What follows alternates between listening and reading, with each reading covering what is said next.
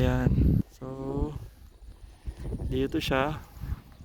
Ayan ang boundary.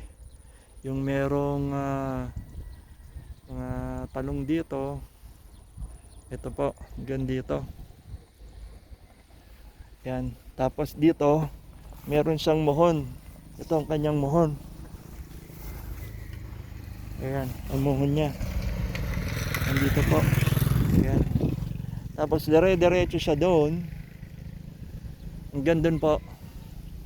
Yun. So magmula dyan, sa mohon na yan, dire-diretso. Hanggang doon.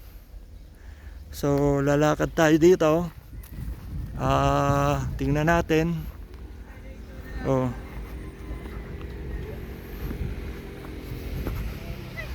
Kanya lang, maputik. Ganyan sa diretso na yon. Okay. So, dito sa left side, yan ang boundary niya. Okay, kumukulog na. Mamaya na lang, continuation.